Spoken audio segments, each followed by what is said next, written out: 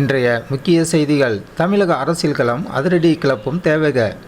தமிழக அரசியல் களம் இப்பொழுது மிகப்பெரிய எதிர்பார்ப்பின் விளிம்பில் நிற்கிறது. தளபதி விஜயின் தமிழக வெற்றி கழகம் எடுக்கப் போகும் அடுத்த கட்ட நடவடிக்கை என்ன? கூட்டணி குறித்து நிலவி வந்த மர்மங்களுக்கு இப்பொழுது அக்கட்சியின் முக்கிய நிர்வாகி செங்கோட்டையன் அவர்கள் முற்றுப்புள்ளி வைத்திருக்கிறார். விஜயை முதலமைச்சராக ஏற்பவர்களுக்கு மட்டுமே கதவுகள் திறக்கப்படும் என அவர் பேசியிருப்பது பெரும் அதிர்வலைகளை ஏற்படுத்தியுள்ளது. இது குறித்த முழுமையான பின்னணியை இந்த வீடியோவில் பார்ப்போம். தமிழக வெற்றி கழகத்தின் நிர்வாகக்குழு ஒருங்கிணைப்பாளர் செங்கோட்டையன் சமீபத்தில் ஒரு கூட்டத்தில் பேசுகையில் தேவகவின் கூட்டணி நிலைப்பாட்டை போட்டு உடைத்துள்ளார்.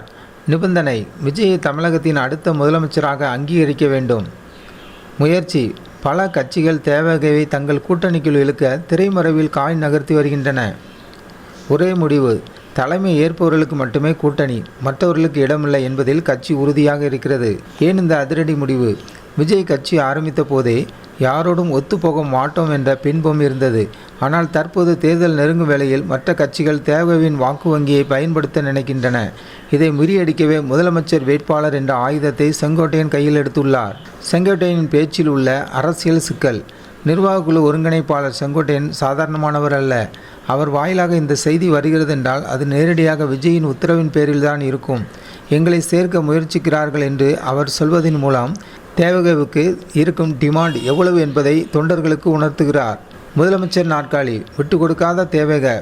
பொதுவாக புதிய கட்சிகள் பெரிய கட்சிகளுடன் கூட்டணி வைக்கும்போது சில தொகுதிகளை பெற்றுக்கொண்டு சமரசம் செய்து கொள்ளும். ஆனால் விஜய் தரப்பு ஆட்சியில் பங்கு என்பதையும் தாண்டி தலைமையே எங்களுடையது என சொல்வது ஒரு புதிய எழுச்சியாக அதிரடி அரசியல் செய்கிறது தேவக.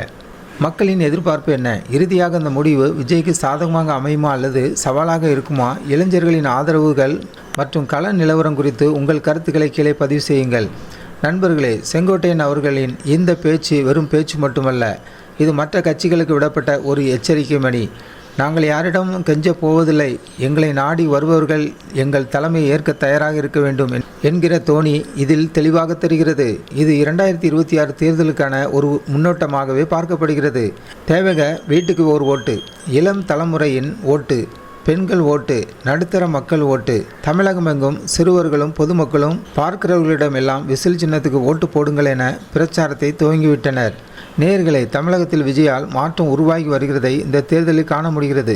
திமுக அதிமுக 50 ஆண்டுகால வரலாறு மாறுமா? உங்கள் கருத்தை பதிவு செய்யுங்கள்.